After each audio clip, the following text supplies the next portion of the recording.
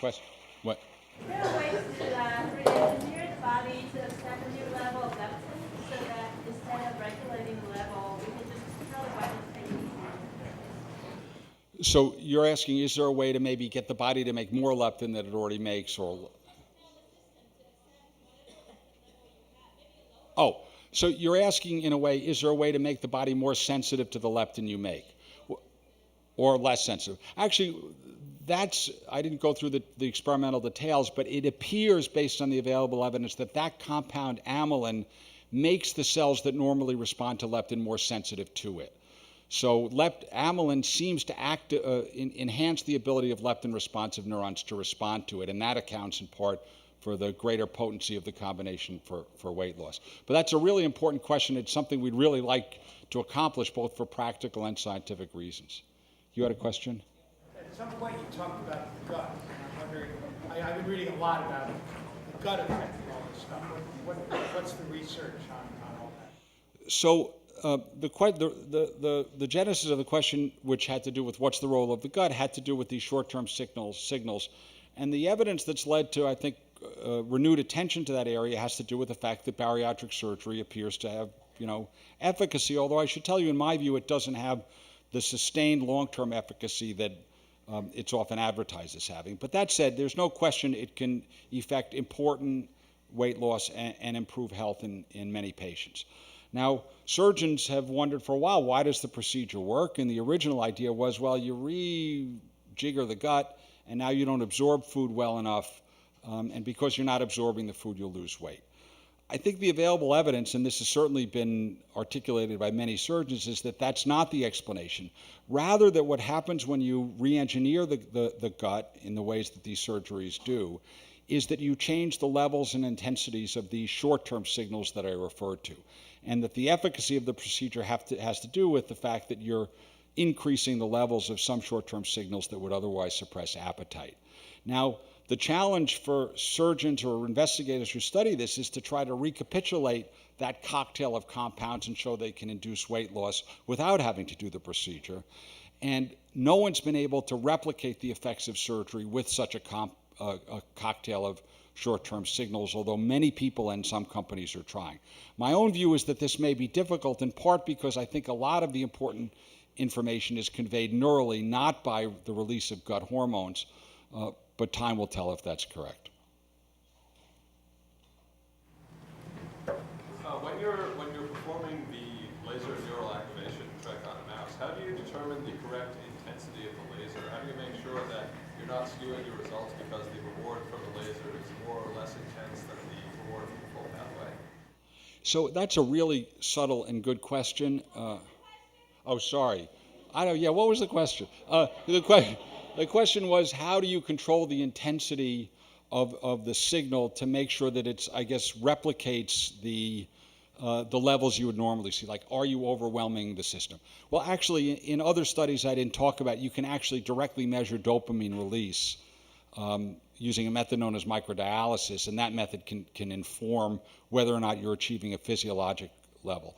In the experiment I described, though, I'm a little bit less concerned about that caveat, because whatever dopamine we're getting released by the laser is being modulated by leptin. And the real point of this is that leptin can modulate the way that reward signal is interpreted. And that would be a little more neutral, I think, to concerns about how physiologic the release is. But in truth, I think it is close enough to physiology to not be sort of artifact of some sort. Do you know of any foods that can affect the amount of leptin that we produce? So the question is, are there any particular foods that differentially affect leptin? Well, the short answer is no, but there's a longer answer to that question, which of course I'll give you, which has to do with the fact that there's a lot of debate in the medical community about whether whether the source of your calories make a difference, either because they differentially affect leptin or something else. And so the Atkins diet posits that eating carbohydrate is bad because it induces insulin, which causes weight gain, at the same time as the Pritikin diet says that eating fat is bad, and the way to weight loss is to eat less saturated fats and so on and so forth. I've not seen any diets that ask you not to eat protein, but I'm sure they're out there. Now, the truth of the matter is that we don't really know the answer to the question of whether or not specific nutrients are better or worse. None of the diets that I know of have any better efficacy over the long term than any others. And my view, not supported by any facts, is that it pretty much is the number of calories you consume, not the type of calories you consume.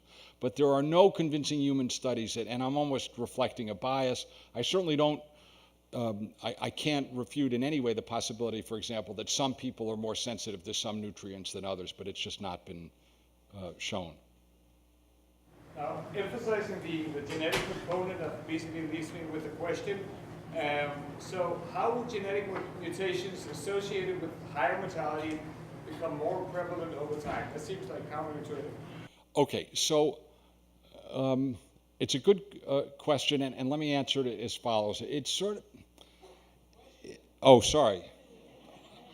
question. The question was, how is it that there's an increasing rate of a mutation that's maladaptive?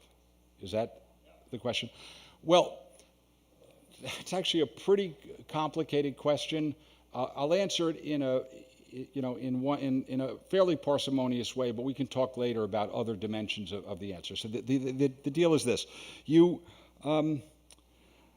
obesity generally shortens life, or can shorten life, but it's usually after reproduction is complete. But mortality is adjusted for that. Mortality is adjusted for that. We adjust for age. Age adjusted mortality, right? Yeah, but in general, the conditions you get if you're obese, diabetes, heart disease, and so on, don't become evident. Now, I guess you're asking, is there an increased mortality at younger ages? And I don't know that. But in any case, the idea is that the increased mortality is after you've completed reproduction. Now, there could be selective issues associated with that, something known as the grandmother hypothesis, and that's what we'll talk about if, over a beer at some point, perhaps. But I want to make one other point. I mentioned there's a guy named John Speakman in Ireland who argues that the dominant selection in this system was against obesity because of this risk of predators that I mentioned. Now, it's unlikely today that any of you will be at risk of mortality for that purpose. It's possible, but not really likely. And what happens in such a case is if you have a strong selection that's relaxed, you'll start to get drift. So it used to be if you had a mutation that led you to be massively obese and unable to evade a predator, you're gone. In modern times, that selection is no longer there, so you'll start to see a large number of different mutations that will make you more obese, and now they'll be in the population because the selection has disappeared.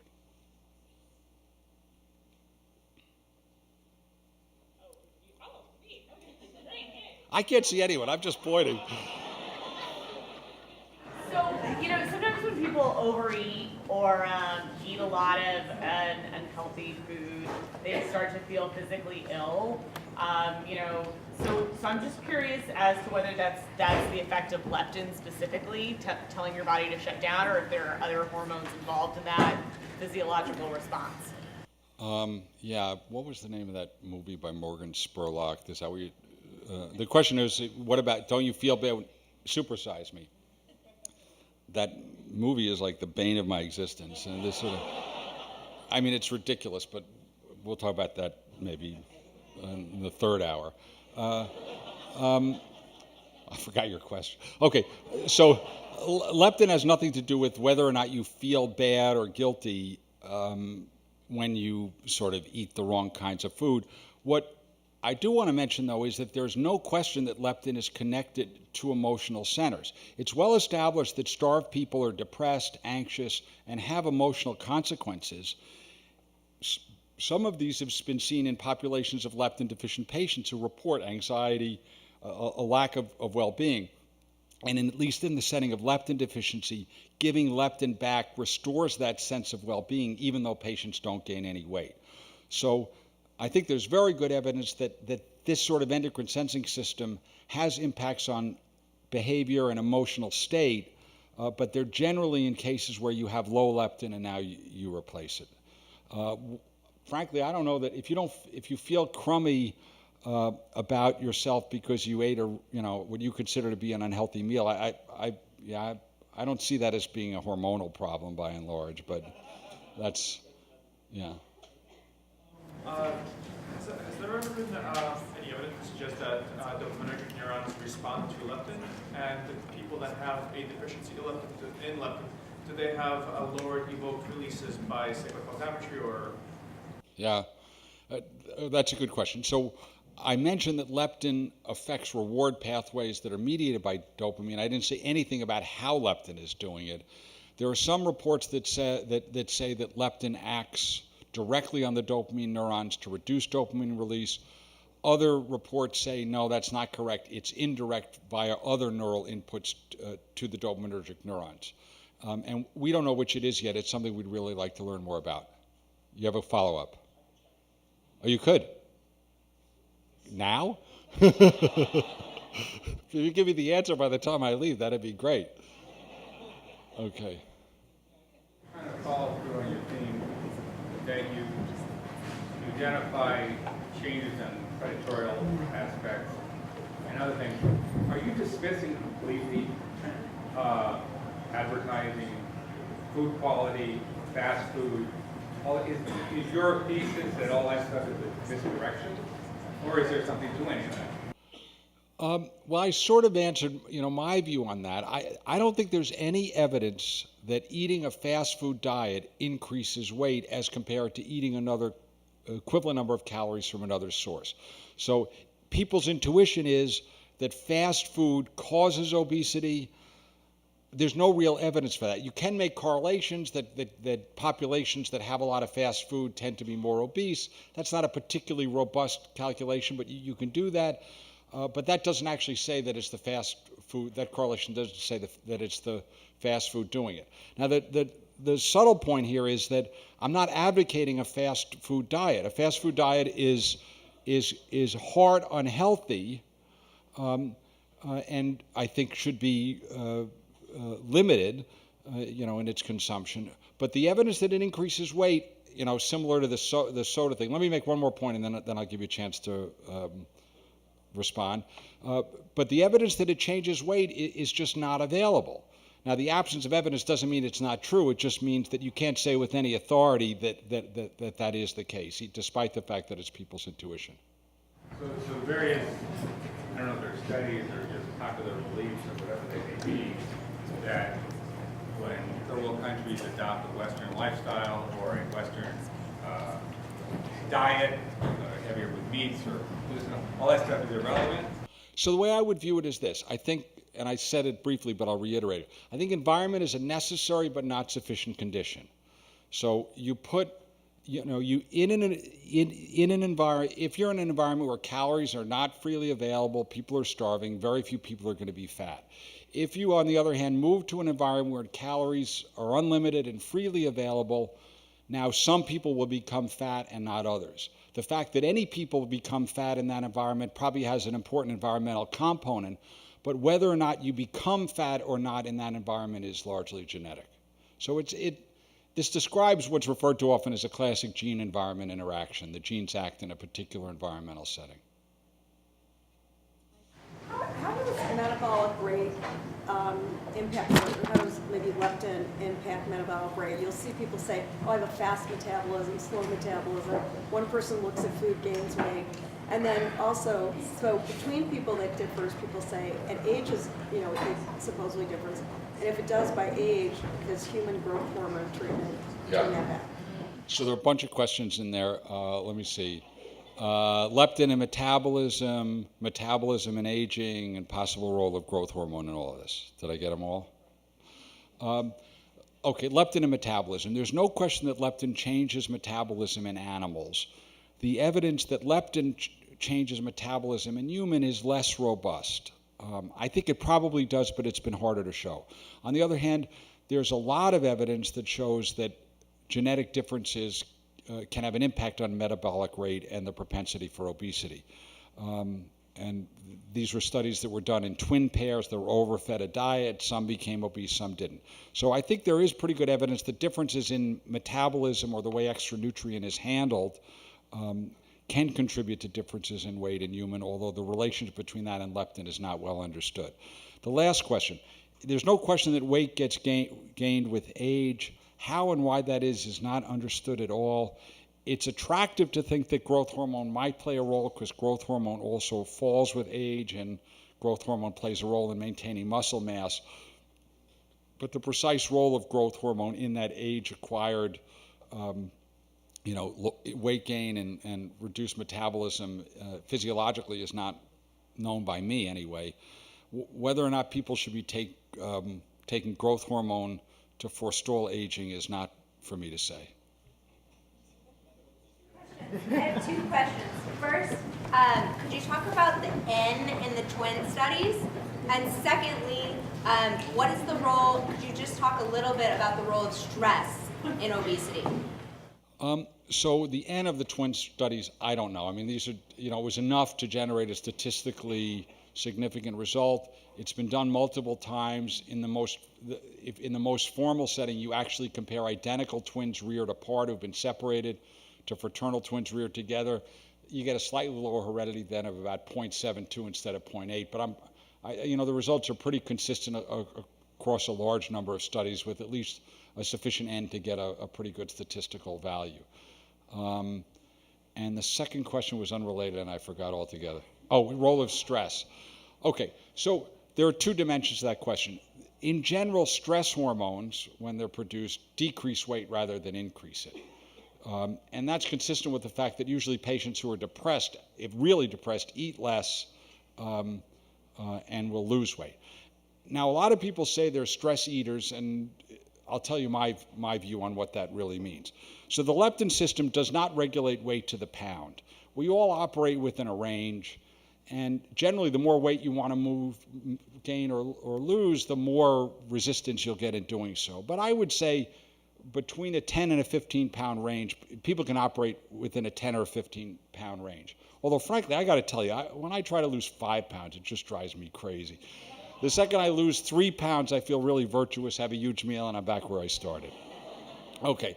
I think, however, for a lot of people, in part responding to the social stigma as much as anything, they work really hard to be at the bottom end of their range.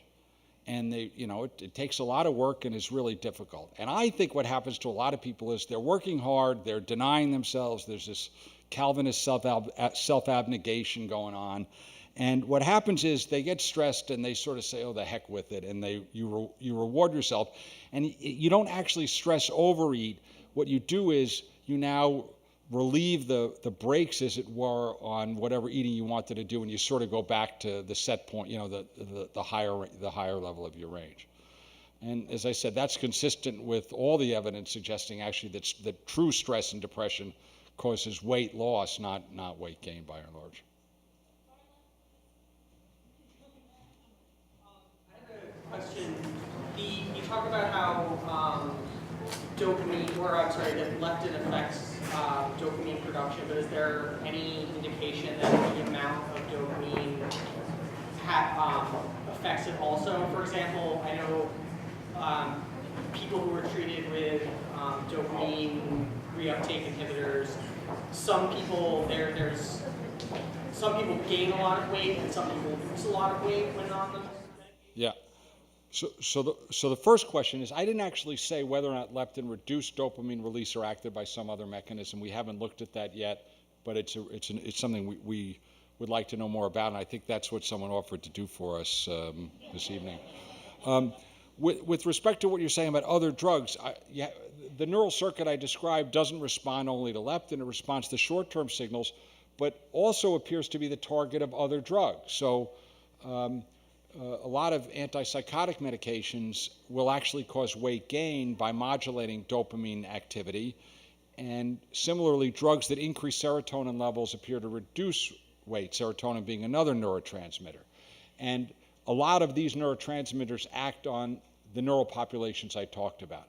So I think there's some master regulatory system, but it's not immutable. It responds to other things, and included among them are drugs that affect classic neurotransmitters such as those two.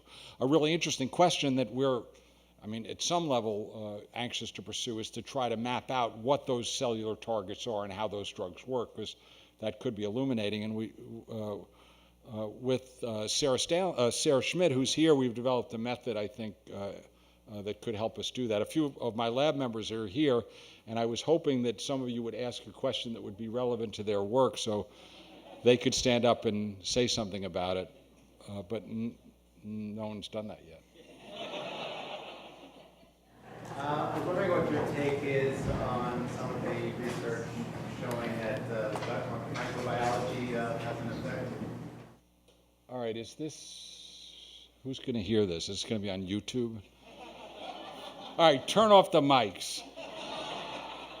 All right, I'll try to be politically correct here. So there's a lot being written about the role of the gut microbiome, and I think that there may be a role for it, but I have to say the effect sizes in all of the experiments that have been done have been pretty minuscule. I'll give you a specific example that I know something about. The experiment was done where you take the gut microbiome, the microbiome, by the way, means the bacteria that live in your gut, of which there are a lot. And you either take, this is a very elegant experiment, it's often referred to as a term of art as a fecal transplant. I'm hoping no one is anxious to go get one of them anytime soon. Anyway, you do a fecal transplant from either an obese mouse that lacks leptin or a normal mouse into a normal mouse and ask what happens to the weight of that animal. And what's shown is that if you give the bacteria from an obese mouse to a normal mouse, you see like about, a 300 milligram increase of weight. You see a 60-gram difference for leptin, and you see this minuscule effect of the microbiome. And we do a lot of these sorts of experiments, and it really is pushing your ability to get a statistically meaningful result, and more importantly, I think you could argue how biologically meaningful it is. And in the recent paper that I think you're probably referring to, the fecal transplants from humans into mice gave a similarly small effect. They don't actually show the effects on weight, but I calculated, at about 300 milligrams out of 25 grams for a mouse. So I don't think you ever want to say never. I think the effect sizes are small. What people who work in that field will say, yeah, but this is really crude, and if we knew what bacteria specifically are causing the problem, we could elicit greater effects, and that's possible. And when the data are there, I'll be the first person, I hope, to say this is great. This is a great result, but I don't think it's there yet. It was in a sleep study that found that sleep deprivation impacted leptin and renal levels.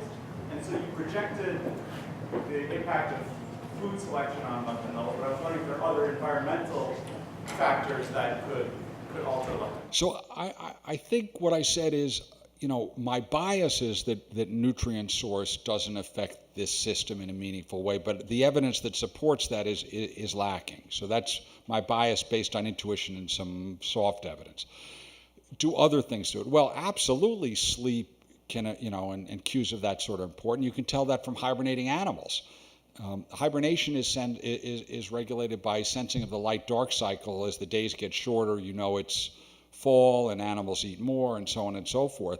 And it turns out the neural populations that control sleep and circadian rhythm are very intermixed with the neural, or very close to the neural populations that receive leptin and other signals. So I think there's a lot of crosstalk between all these physiologic systems, and that they can have an impact on one another. Now, exactly how they do is not well understood yet, but I don't think there's any reason to disbelieve they could.